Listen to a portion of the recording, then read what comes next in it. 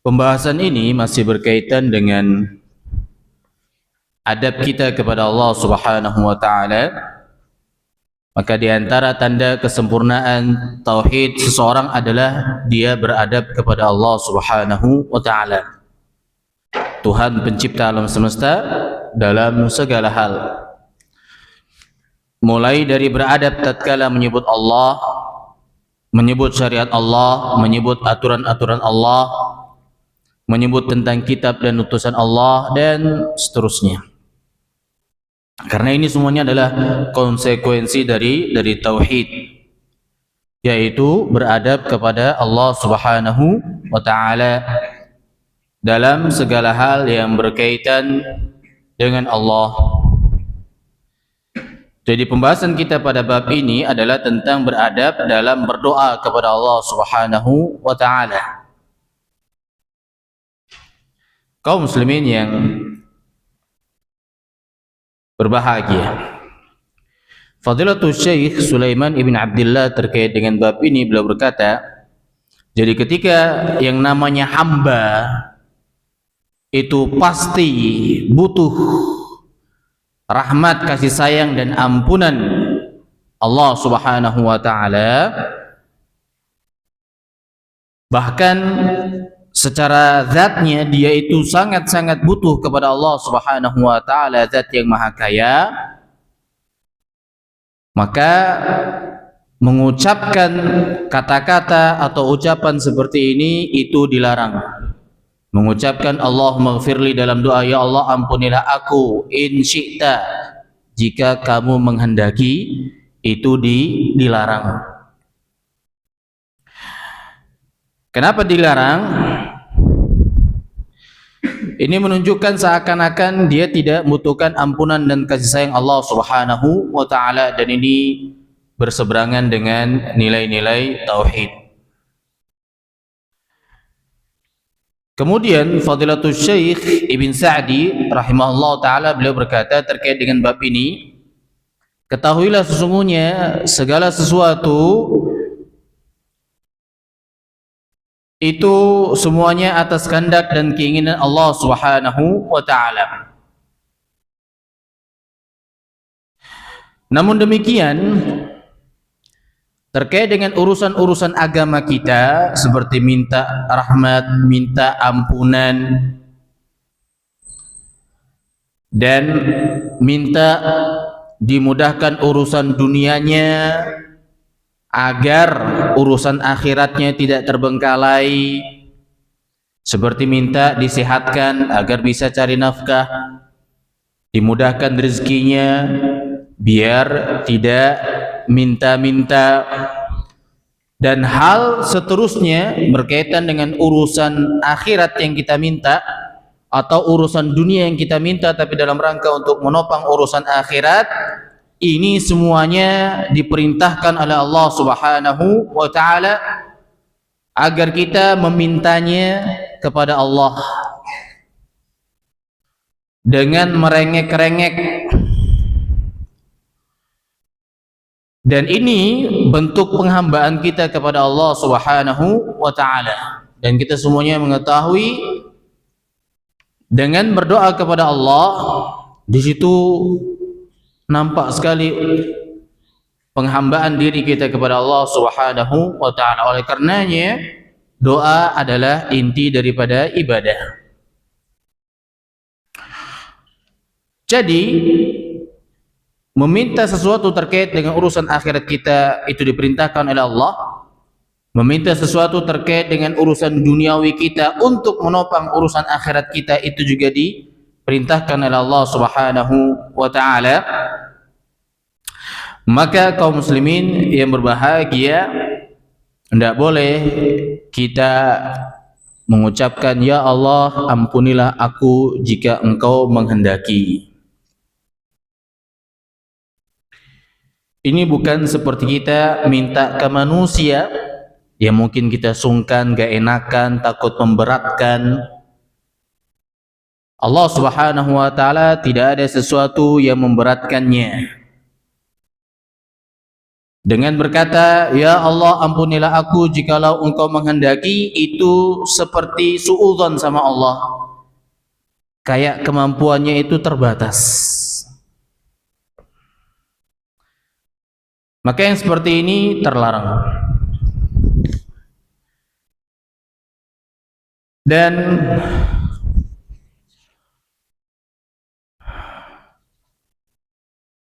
termasuk dalam adab berdoa itu kita harus minta kepada Allah dengan penuh keyakinan.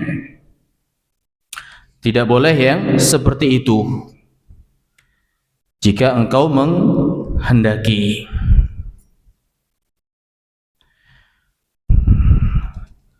Baik. Dan namanya beribadah, adab-adab harus diperhatikan. Kita sama manusia saja adab-adab dijaga. Minta sama orang penting juga ada adab-adabnya. Ada prosedur tertentu. Kemudian kita minta juga nggak cepat-cepat gitu kan. Kita ngajuin proposal cepat-cepat nggak? Pak ini tolong Pak, 5 menit aja saya bilang. Dah, ente minta apa? Tapi ada orang doa yang Allah amin, cepat betul. Bukan berarti Allah tidak maha mendengar, tapi adab.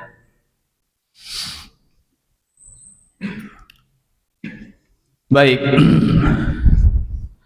Maka dalam berdoa kita harus jauh lebih beradab ketika meminta kepada Allah Subhanahu wa taala. Terlebih doa adalah salah satu ibadah yang paling mulia di sisi Allah Subhanahu wa taala.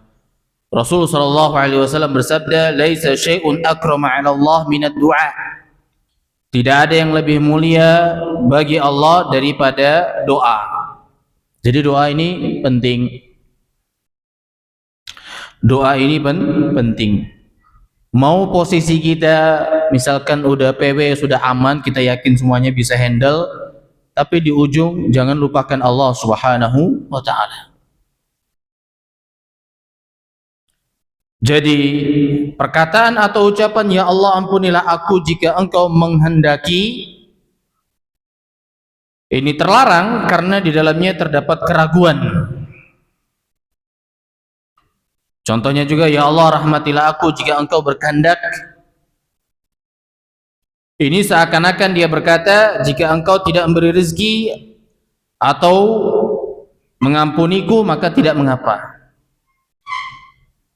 Seakan-akan dia berkata seperti itu. Ya Allah jika engkau tidak mengampuni diriku, nggak apa-apa deh. Ini kan berarti dia sebagai manusia tidak sadar kalau dia itu manusia, butuh ampunan, butuh kasih sayang Allah. Ya.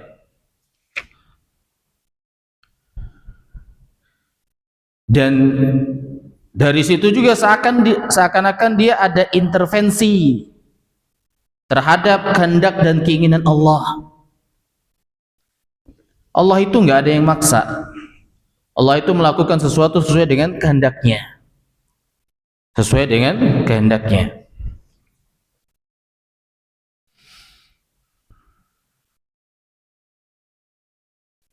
Jadi kita harus menyadari bahwa yang seperti ini tidak dapat dibenarkan. Tidak ada sesuatu apapun yang bisa memaksa Allah Subhanahu wa taala berbuat sesuatu yang tidak Allah inginkan. Dan ketahuilah bahwasanya mudah bagi Allah Subhanahu wa taala untuk mengabulkan permintaan hamba-hambanya. Jadi kita kalau berdoa kepada Allah Subhanahu wa taala yang tegas, jelas. Makanya kalau dalam doa-doa itu, doa-doa dalam Al-Qur'an dan hadis, enggak ada basa-basinya, Pak. Coba doa apa yang kita hafalkan? Itu rata-rata langsung tegas. Ya. Rata-rata langsung tegas.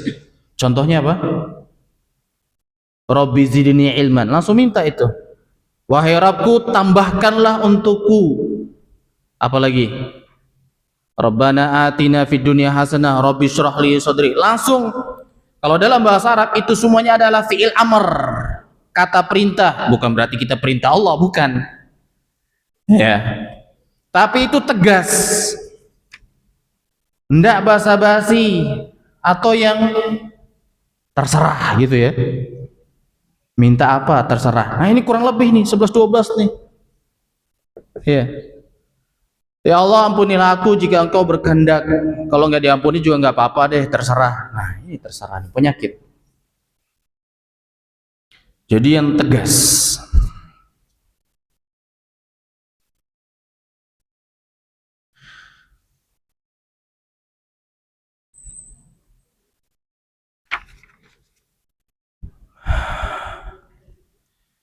Kaum muslimin yang berbahagia. Fadilatul Syekh dalam bab ini beliau membawakan sebuah hadis yang diriwayatkan dalam Sahih Bukhari dan Muslim dari Abu Hurairah radhiyallahu an, bahwasanya Rasulullah sallallahu alaihi wasallam bersabda, "La yaqul ahadukum," janganlah salah seorang di antara kalian berkata, "Allahumma ighfirli in syi'ta," ya Allah ampunilah aku jika engkau berkehendak. "Allahumma arhamni in syi'ta," ya Allah rahmatilah aku jika engkau berkehendak. Liya'zimil mas'alah, hendaklah seseorang membulatkan tekadnya dalam meminta. Fa inna Allah la mukriha lahu, sebab tidak ada sesuatu pun yang dapat memaksa Allah Subhanahu wa taala. Baik. La yaqul ahadukum, janganlah salah seorang di antara kalian berkata. Larangan ini haram atau makruh? Ada dua pendapat ya. Pendapat yang pertama mengatakan haram, pendapat kedua mengatakan makruh. Pendapat yang benar, wallahu a'lam bishawab, adalah haram. Karena secara asal makna asli dari larangan adalah pengharaman. Makna asal, makna asli dari pengharaman, dari larangan adalah pengharaman. Sementara tidak ada faktor yang dapat memalingkannya dari makna asli tersebut. Sebagian ulama menyatakan makruh berdasarkan sabda Nabi sallallahu alaihi wasallam ketika beliau mengunjungi orang sakit, beliau bilang la ba'sa tahurun insyaallah. Ada insyaallah-nya. La ba'sa tahurun insyaallah. Tidak apa-apa penyakitnya menjadi pembersih dosa insyaallah. Jadi terkait dengan larangan la yaqul ahadukum, janganlah salah seorang di antara kalian berkata dalam doanya, ya Allah ampunilah aku jika engkau berkehendak. Ini ada dua, haram dan makruh. Pendapat yang dikuatkan oleh para ulama adalah haram.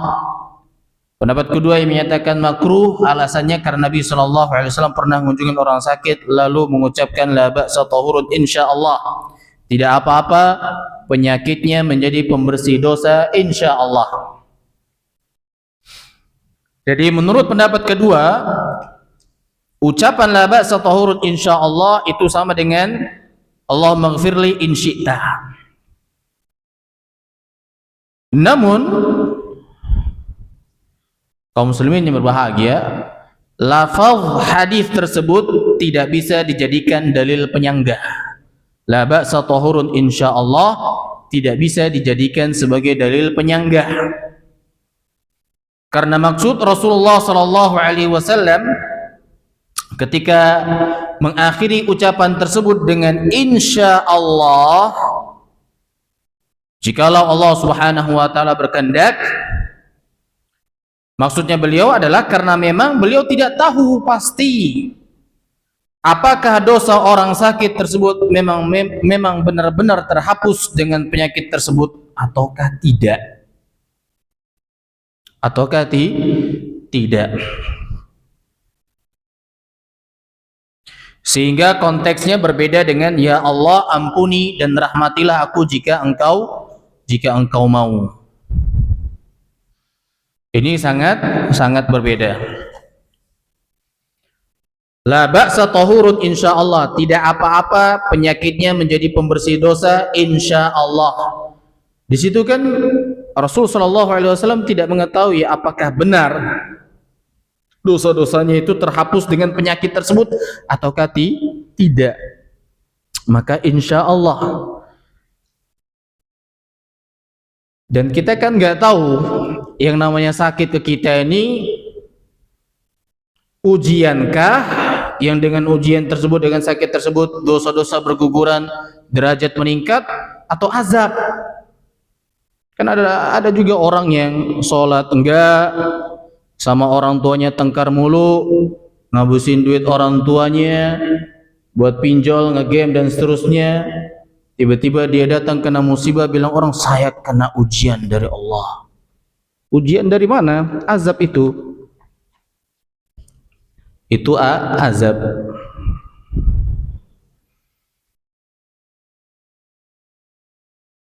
Baik. Adapun bab ini, ya Allah ampunilah aku,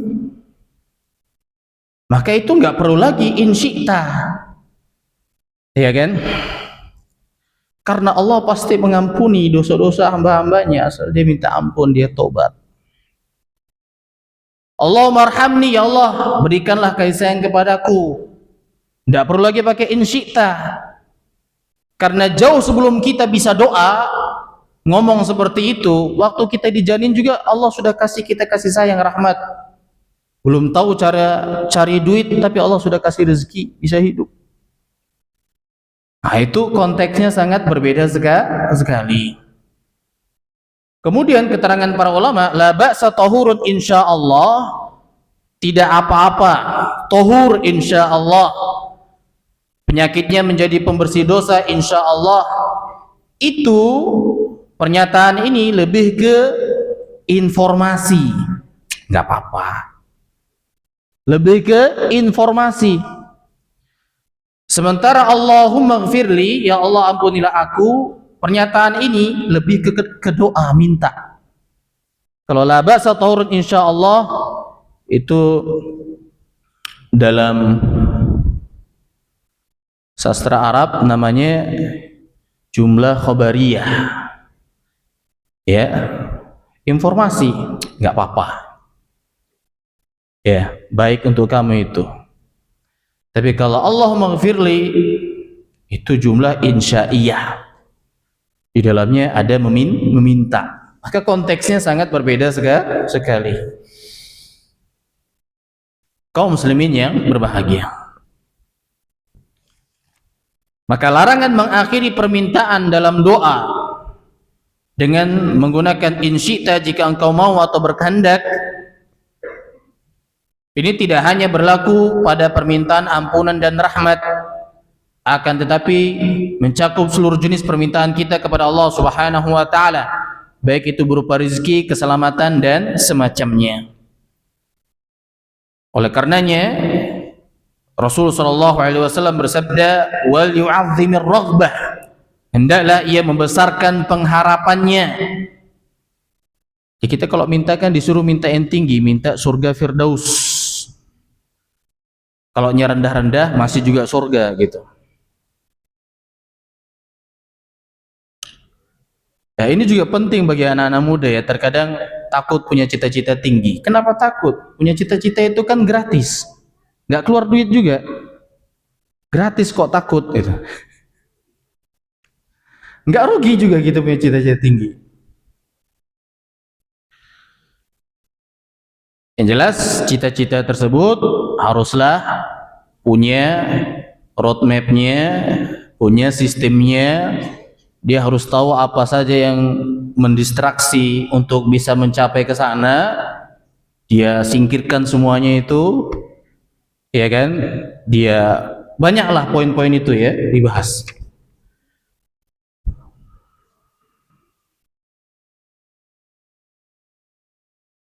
Kaum muslimin yang berbahagia, fa inna Allah la yata'azzamuhu syai'un a'tah, karena bagi Allah tidak ada sesuatu yang berat apa yang dia berikan. Tidak ada yang berat bagi Allah Subhanahu wa ta'ala. Jadi jangan sungkan-sungkan.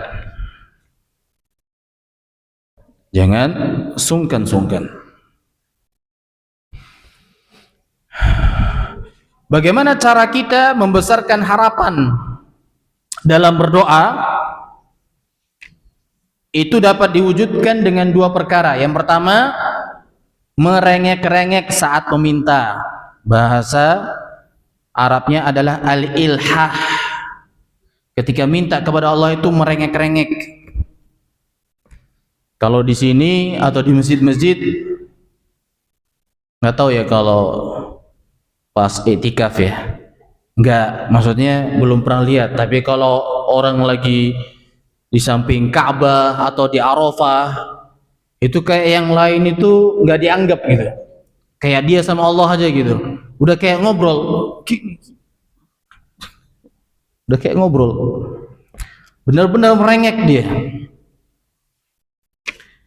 Dikeluarin semuanya. Bahkan ada satu orang yang di Arafah itu dari awal sampai menjelang pergi matahari terbenam itu fokus doa untuk anaknya saja. Benar-benar merengek. Kaum muslimin yang berbahagia. Jadi membesarkan harapan dapat diwujudkan dengan dua hal. Yang pertama, merengek-rengek saat berdoa. Jadi Allah sangat senang jika seorang hamba menunjukkan kefakiran dan kebutuhannya kepada Allah, layaknya seorang anak kecil yang merengek-rengek meminta sesuatu kepada ibunya, bahkan lebih daripada itu. Dan itu cepat saja itu. Anak-anak kalau udah dewasa, mereka udah tahu, oh ternyata bukan hanya kepada orang tua saja nyari pelampiasan atau mendapatkan sesuatu, dia akan merengek ke orang lain. Makanya benar-benar liburan ini dimanfaatkan sebaik-baiknya oleh orang tua untuk bonding dengan anak-anaknya, dimanfaatkan sebaik-baiknya. Suka punya perasaan gimana gitu kalau ini anak-anak dia memiliki sesuatu kita nggak tahu tapi teman-temannya tahu. Gimana menurut Bapak tuh? Kita nggak tahu tapi temannya tahu, kita tahu dari temannya. Aduh, itu gimana ya? Jadi ini harus dimanfaatkan dengan sebaik-baiknya. Nah, ini adik-adik yang hadir bisa dimanfaatkan itu ya. Mau jalan kemana lagi ya? Bisa itu diajukan. Baik. Nabi SAW bersabda, innahu man lam yas'alillah yaghdab alaih. Allah akan murka kepada siapa saja yang tidak memohon kepadanya. Tidak murka. Kita minta kepada Allah, tapi Allah akan murka kalau kita tidak memohon kepada Allah Subhanahu wa ta'ala. Ini berbeda. Orang murka dengan manusia. Mereka akan murka kalau kita minta mulu. Seperti itu. Kemudian cara kedua agar dapat membesarkan harapan dalam berdoa adalah meminta dengan penuh keyakinan. Allah yang punya alam semesta, kau alhamdulillahirabbil alamin, segala puji bagi Allah Subhanahu wa taala, Rabb alam semesta. Jadi alif lam di sini umum, alhamdulillah. Jadi kita memuji orang karena sudah ngasih kita, ternyata yang ngasih dia uang bisa beli sesuatu buat kita, Allah juga yang kasih. Yang mudahkan dia ngasih kita juga Allah. Jadi kita puji dia, ujung-ujungnya juga muji Allah Subhanahu wa taala. Ujung ayatnya Rabbil Alamin, pemilik, pencipta, pengatur alam semesta. Jadi kita yakin ketika minta kepada Allah Subhanahu wa ta'ala. Mintalah kepada Allah tanpa harus merasa bahwa permintaan kita ini kayaknya kok terlalu besar ya bagi Allah. Jangan ada seperti itu. Karena betapa banyak perkara yang menurut kita mustahil, namun ternyata Allah Subhanahu wa ta'ala mengabulkannya. Al-Imam Syafi'i rahimahullah ta'ala berkata, atahza'u bid-du'a'i wa tazdarihi. Apakah engkau meremehkan sebuah doa dan menyepelekannya? Wa ma tadri bima sana'ad du'a? Tidakkah engkau tahu kekuatan doa itu bagaimana? Baik, kaum muslimin yang dirahmati oleh Allah Subhanahu wa taala.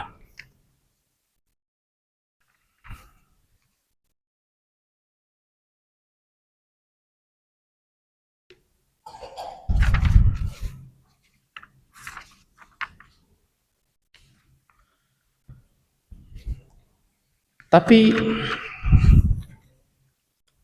ada hal-hal yang harus dihindari dalam berdoa. Kalau tadi kita meminta dengan penuh keyakinan, tapi ada dua hal yang harus dihindari dalam berdoa. Yang pertama adalah al-i'tida fi du'a. Ada unsur permusuhan dalam berdoa. Misalkan dia berdoa agar rumah tangga orang ini berantakan gitu ya. Nah itu tidak boleh. Ya Allah, semoga dia dipisahkan dari suaminya gitu. Ente nungguin. Ya Allah, semoga dia ribut dengan kakaknya gitu. Nah ini tidak boleh. Kemudian yang kedua, an yad'u bima la yumkinu syar'an aw qadran. Minta kepada Allah sesuatu yang tidak mungkin, baik itu secara syariat maupun secara takdir. Secara takdir Allah Subhanahu wa taala. Secara syariat contohnya berdoa, Allahumma ja'alni nabiyyan, ya Allah jadikanlah saya seorang nabi. Itu tidak mungkin. Itu tidak mungkin. Secara syariat tidak mungkin. Jadi mau yakin, mau merengek-rengek juga zong, nggak ada. Minta nabi. Minta jadi nabi. Atau tidak mungkin secara takdir Allah Subhanahu wa taala yang telah ditentukan. Seperti meminta kepada Allah Subhanahu wa taala untuk menggabungkan dua hal yang bertentangan, yang tidak mungkin untuk disatukan. Ya. Maka ini juga termasuk hal yang dilarang saat berdoa.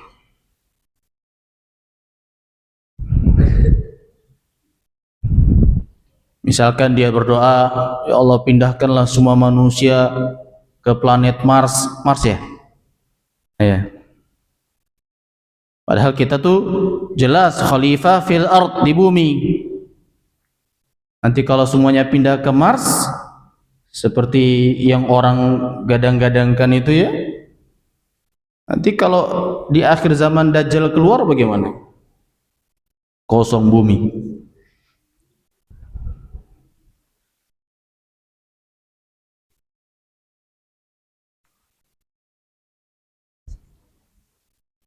Baik. Dan ini dilarang.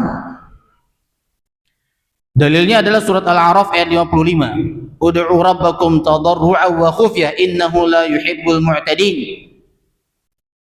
Berdoalah kepada Allah Subhanahu wa taala Rabb kalian dengan merendahkan diri dan khusyuk pelan-pelan. Sungguhnya Allah tidak menyukai orang-orang yang melampaui batas. Pertama, melampaui batas dalam berdoa adalah berdoa yang dalamnya ada unsur dosa atau memutuskan hubungan silaturahim. Yang kedua termasuk melampaui batas adalah yang tidak mungkin secara syariat maupun ketentuan takdir. Dan dua hal ini dilarang karena itu serupa dengan mengolok-olok Allah Subhanahu wa taala. Kenapa dua itu dilarang? Karena itu seperti mengolok-olok Allah Subhanahu wa taala. Sudah tahu nabi nggak ada, dia minta lagi pengen jadi nabi.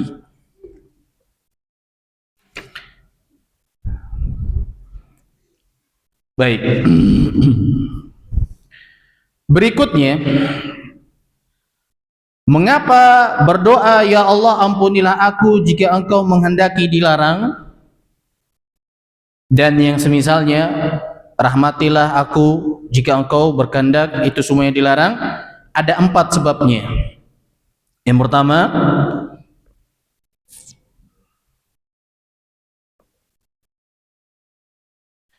mengesankan ketidakbutuhan seseorang kepada Allah Subhanahu wa ta'ala.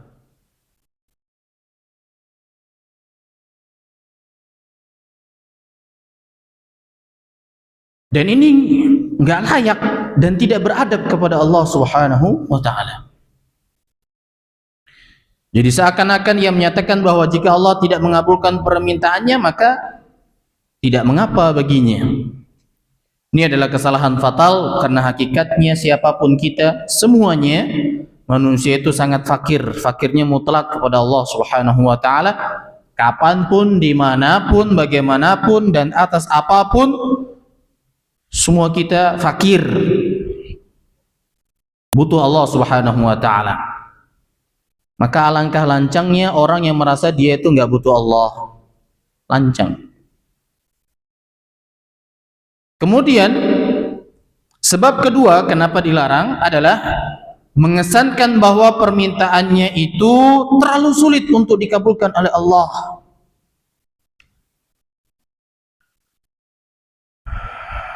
Padahal Allah Subhanahu wa ta'ala telah berfirman dalam sebuah hadis qudsi, ya ibadi, wahai hamba-hambaku semuanya, lau anna awwalakum wa akhirakum, seandainya kalian seluruhnya, dari orang manusia pertama sampai manusia terakhir, wa insakum wa jinnakum, baik itu dari kalangan manusia dan jin, qamu fi sa'idin wahidin, berdiri di satu tanah lapang,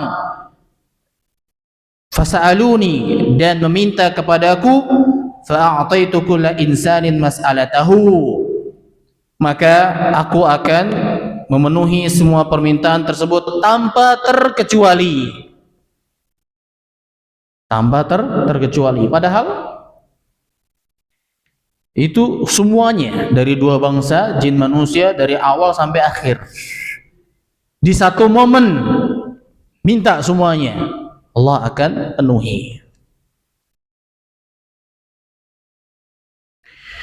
Kemudian lanjutannya, fa'ataitu kulla insanin mas'alatahu ma naqasa dzalika mimma 'indi illa kama yanqusul mikhyatu idza udkhila al-bahr.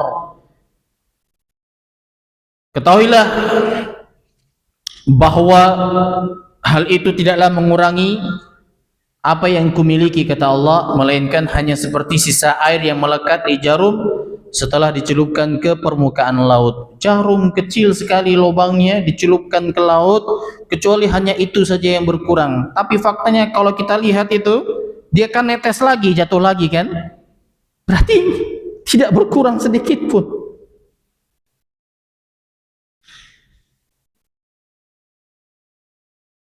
Kaum muslimin yang berbahagia,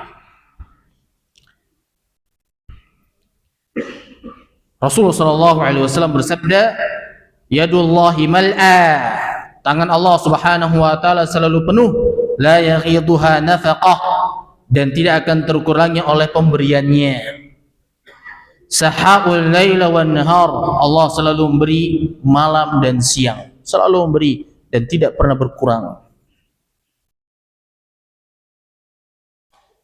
Padahal Allah Subhanahu wa ta'ala telah memberi semenjak Allah menciptakan langit dan bumi, dan itu tidak berkurang sama sekali apa yang di tangan Allah sedikit pun. Jadi kalau kita minta sama manusia wajar, kita ada sungkan gitu ya, merepotkan ya.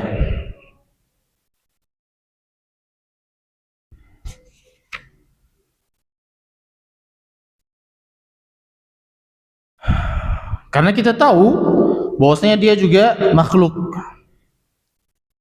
dia lemah, dia juga dapat dari Allah Subhanahu wa ta'ala. Dan kita tahu dengan kita minta ke orang, pasti kepemilikannya itu berkurang, cepat atau lambat. Dan ini berbeda sekali dengan Allah Subhanahu wa taala yang Maha Kuasa, Maha Kaya, tidak membutuhkan siapapun. Sebab ketiga kenapa dilarang adalah mengesankan bahwa Allah itu bisa memberi dengan terpaksa, dan mengesankan bahwa ada yang memaksa Allah Subhanahu wa taala untuk memberi. Makanya Nabi SAW bersabda, fa innallaha la mukriha lahu. Sebab tidak ada sesuatu apapun yang dapat memaksa Allah Subhanahu wa taala. Tentu berbeda dengan manusia. Dia mau nggak mau memberi karena ada hal-hal yang maksanya untuk memberi, ya kan? Kenapa ente beri? Nggak enak ya, minta terus tuh orang. Akhirnya beri, ya kan?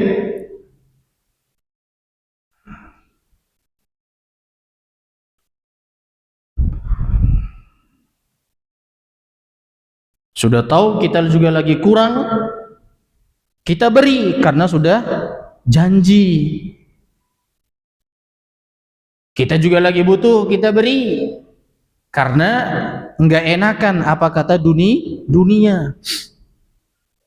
Yang penting kesohor dulu.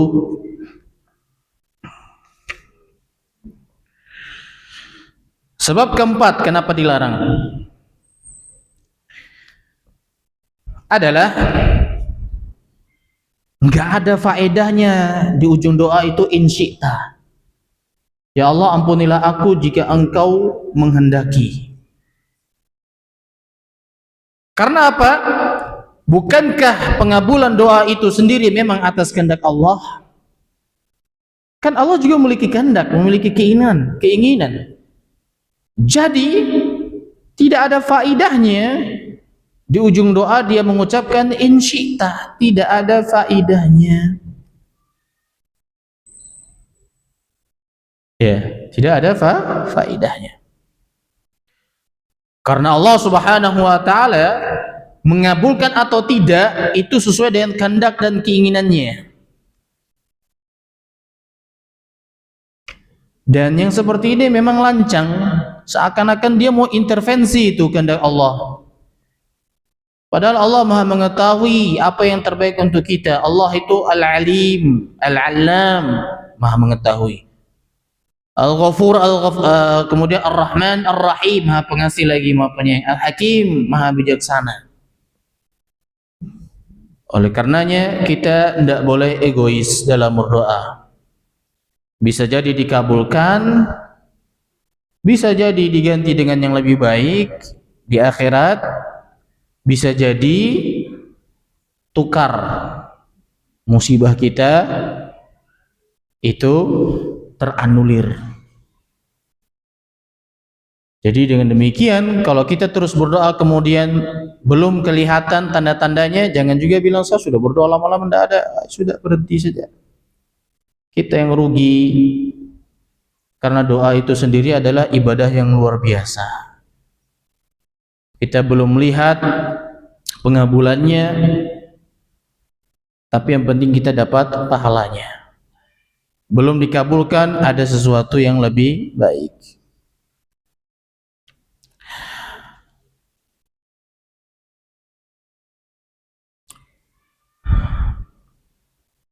Baik, berikutnya hukum doa yang diakhiri insya Allah. Pertama, jika ia ditujukan langsung kepada Allah, seperti mengatakan, ya Allah, ampunilah aku jika engkau berkehendak. Ini kan ditujukan langsung kepada Allah. Maka ini haram.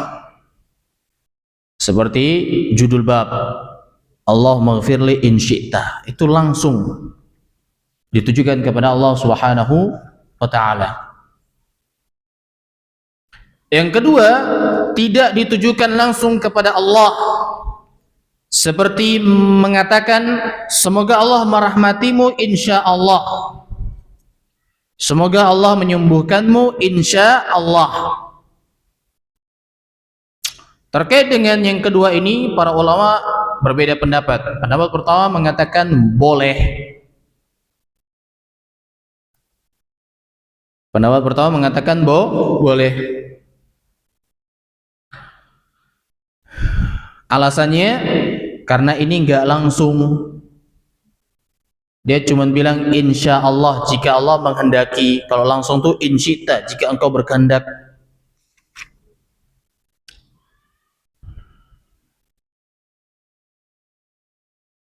Kemudian alasan yang kedua, kenapa boleh? Karena insya Allah itu diniatkan untuk memperoleh keberkahan. Bukan maknanya menggantungkan kehendak kepada Allah. Jadi nyebut insya Allah itu litabarruk, bukan lita'liq. Tabarrukan la ta'liqan. Dalam rangka meminta keberkahan, memperoleh keberkahan, bukan untuk menggantungkan kepada kehendak Allah Subhanahu wa ta'ala. Dan contohnya dalam Al-Quran surat Yusuf ayat 99. Allah berfirman, wa qala dukhulu misra insya'allahu aminin. Dan kedua orang tua Yusuf berkata, masuklah kamu ke negeri Mesir insyaallah dalam keadaan aman. Insyaallah di sini kaum muslimin yang berbahagia dalam rangka memperoleh keberkahan dari Allah Subhanahu wa taala, bukan dalam rangka ta'liqan, menggantungkan kepada kehendak Allah Subhanahu wa taala. Dan juga dari berikutnya surat Al-Fath ayat 27 bisa dilihat.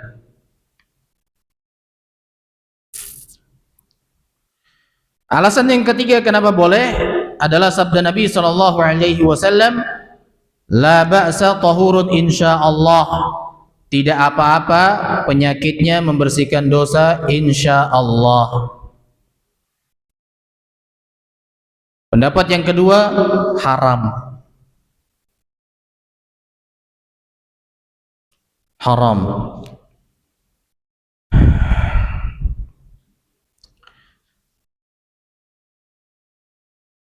Kaum muslimin yang berbahagia, alasannya meskipun lafaz yang dilarang adalah yang langsung tertuju kepada Allah, namun sebenarnya inti masalahnya bukan itu. Intinya adalah illah, sebabnya kenapa dilarang. Sebabnya kenapa dilarang adalah karena menggantungkan permintaan dengan kehendak Allah Subhanahu wa ta'ala. Jadi nggak ada hubungan tuh mau langsung kah atau pakai apa kata ganti ketiga kah begitu. Ya.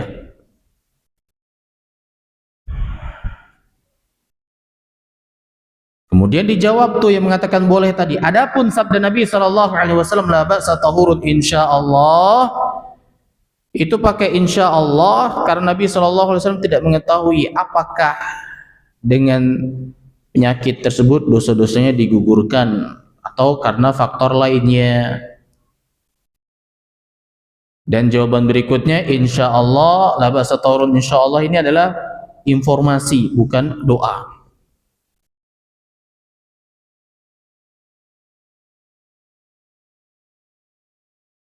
Adapun alasan minta keberkahan sangat jauh karena konteksnya adalah berdoa, bukan minta keberkahan.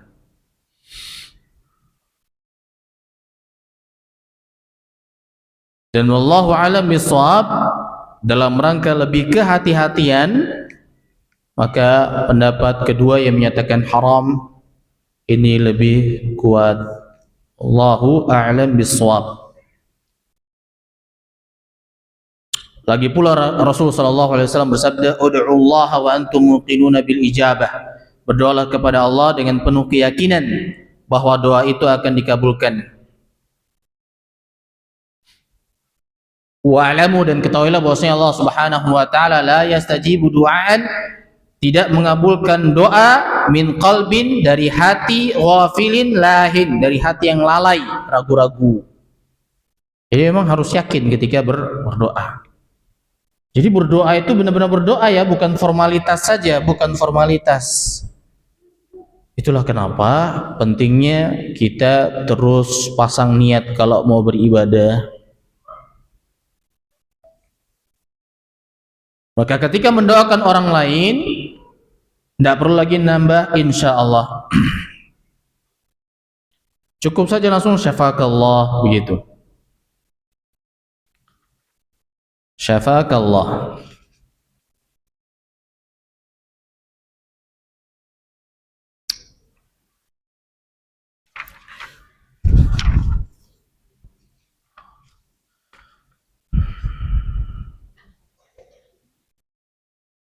Baik, adab-adab dalam berdoa yang terkait dengan pembahasan kita tauhid adalah dalam berdoa ada terkait dengan adab doa ada dua hal. Pertama, hal-hal yang perlu dijauhi. Kemudian yang kedua, hal-hal yang perlu dilakukan. Hal-hal yang perlu dijauhi yang pertama adalah berbuat syirik dalam doa. Contohnya minta kepada selain Allah sesuatu yang hanya Allah mampu untuk melakukan itu. Hanya Allah yang mampu menurunkan hujan. Dia minta kepada malaikat lagi. Malaikat itu kan dapat tugas dari Allah. Kalau Allah nggak perintah, dia nggak jalankan itu meskipun itu SOP dia. Begitu. Kemudian yang kedua, berdoa dengan kezaliman dan memutuskan tali silaturahmi, ini juga perlu dijauhi. Yang ketiga, berlebihan dalam berdoa. Contohnya tadi, ya Allah jadikanlah aku nabi. Termasuk berlebihan juga terlalu detail. Ya Allah anugerahkanlah aku istana di surga yang di dalamnya ada 20 bidadari berambut pirang. Depannya ada kolam. Kemudian di atasnya ada meja penuh dengan salak pondoh. Detail.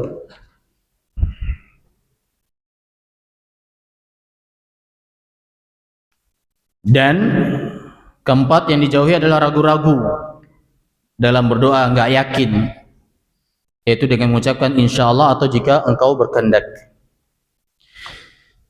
Hal yang perlu dilakukan saat berdoa adalah yang pertama, merengek-rengek dalam berdoa. Paling enak ya sepertiga malam terakhir, mati lampu, orang tidur semua. Kalau pas itikaf kan lampunya nyala, malu juga. Nangis kenapa Pak? Masuk angin kah? AC terlalu dingin? Enggak, orang berdoa masuk angin. Yang kedua, mengulangi doa 3 kali. Ini bukti dia merengek-rengek. Enggak hanya cuma sekali. Ketiga, yakin, penuh dengan keyakinan kepada Allah.